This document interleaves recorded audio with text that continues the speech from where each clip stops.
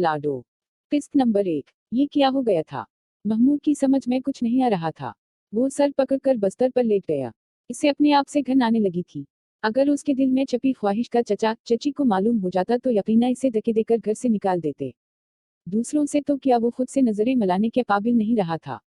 उसकी आंखों में एक बार फिर डर का सरापा लहराया और उसने जल्दी से आंखें खोल दें। मगर आंखें खोलने का जरा भर भी फायदा नहीं हुआ था।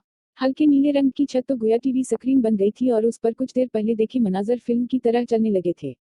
गीले बालों पर तौलिया रगड़ती द की गहरी स्याह जुल्फे की जिनकी हमसरी का दिदवा माउस की रात भी नहीं कर सकती थी, उसके मफ्तर की तारीकी को उजागर करने लगे। ये मैं क्या सोच रहा हूँ? इतना गुटिया हो गया हूँ मैं। वो मुश्किल 17-18 साल की है और मैं 38 साल का। नहीं, नहीं, ये नहीं हो सकता। उसने अपनी पेशानी के बालों से पकड़कर जोर से खींचा। उसमें गुटियापन की क्या बात है? दिल ने जमीर के खिलाफ मैदान दिलाइल में छांग लगाई। वो कौन सा तुम्हारी सगी बहन है? क्या बहन कहने से वो सचमुच की बहन हो गई? मैं इसे बहन कहता ही नहीं, समझता भी हूँ। और फिर मैंने इसे अपनी गोद में खिलाया है। हाँ, हाँ, हाँ, कोई बात करो यार। गोद में खिलाया है, उसका ख्याल रखा है, इसे बहन समझा है। उन सब बातों में कोई एक बात भी ऐसी नहीं जो शरीय तौर पर इसे तुम्हारा होने से रोक सके। नहीं, मैं ऐसा सोचने से पहले मर जाना पसंद करूंगा। मैं एहसान फरामोश नहीं हूँ। चचा जान ने मेरे लिए जो कुछ किया है उसके बाद ऐसा सोचना ही गिना अजाम है। इसे चचा के घर में अपनी आमद का दिन बोला नहीं था। वो खुद को समझाने के लिए माजी के सफर पर रवाना हो गया। ये क्या मुसीबत अट्ठा लाए हो? रुखसाना अपने शोहर पर बरस पड़ी थी। भतीजा है मेरा नेकबख्त। तुम्हारे दूसरे 2 भाई भी तो हैं, लेकिन कहाँ? तमीज सवाब कमाने का शौक जो ज्यादा है। मैं बड़ा भाई हूँ, इसलिए मेरी ही जिम्मेदारी बनती थी ना, और फिर दोनों छोटे भाई मुश्किल अपने बीवी बच्चों को पाल रहे हैं, उस इजाफी बच्चे को कैसे पालते? हाँ, हाँ, तुम्हारी तो फैक्ट्रियां चल रही है ना, उन दोनों भाइयों के बच्चों को भी साथ ले आना था। किस चीज की कमी है ना शकरी औरत? रजवान ने इजलाकर पूछा। कोई एक चीज हो तो बताऊं। तुमसे तो बस ही फजूल है। कहकर वो कमरे से बाहर निकल गया। वो उस वक्त ड्राइंग रूम के सोफे पर सहमा हवा बैठा था। 12 साल की उम्र इतनी भी कम नहीं होती कि इसे चचा चची के दरमियान होने वाली बहस का पता न चलता। अरे बेटा, परेशान क्यों बैठे हो, आओ तुम्हारा कमरा दिखाऊं। वो सर हिलाते हुए खड़ा हो गया। ठहरो। वो 2 कदम भी नहीं ले पाए थे कि रुखसाना नमूदार हुई। इसे स्टोर रूम वाला कमरा देना, कहीं फिजान और अफनान के साथ न घसा देना। खुदा की बंदी, ये अकेला कैसे सोएगा? रजवान ने मुतर्ज हवा। फिर वहां कितना काट कबाड़ पड़ा है, तो सिफाई कर लेगा, नना बचा तो नहीं है।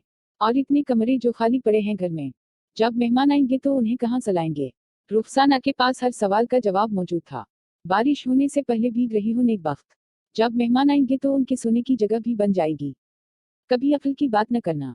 महमूद को कड़े तेवरों से देखकर वो बड़बड़ाती हुई वापस मर गई। आओ बेटा, उसकी बातों पर गौर न करना। उसने अपने बच्चों से मलहब कमरा महमूद के हवाले कर दिया। अचानक उसके कानों में चचा की आवाज पड़ी। महमूद, बेटा कहाँ हो तुम? जी चचा जान। वो ख्यालों की दुनिया से बाहर आ गया।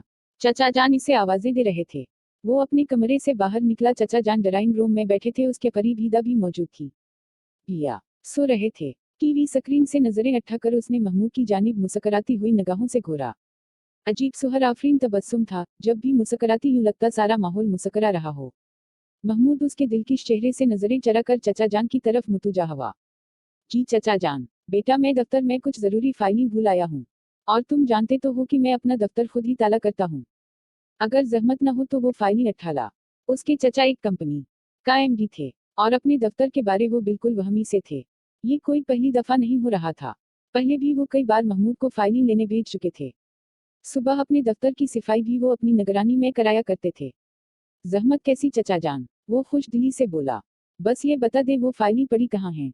तमाम फाइलें एक फोल्डर में बंद हैं और मेरी मेज पर बस एक ही फोल्डर पड़ा होगा, वही लेते आना। जी चचा जान। महमूद ने अपने चचा से दफ्तर की चाबी पकड़ी। मैं भी चलूंगी, दा उठते हुए बोली। नहीं, मैंने एक जरूरी काम से दोस्त की तरफ जाना है। महमूद ने फौरा ये बहाना गढ़ा। जिंदगी में शायद पहली बार उसने दा को उस तरह कहा था, वरना उसकी हर बात को पूरा करना वो अपना फर्ज समझा करता था। रजवान को भी महमूद की बात पर हैरत हुई थी, मगर उसने कुछ कहने से गुरेज किया था।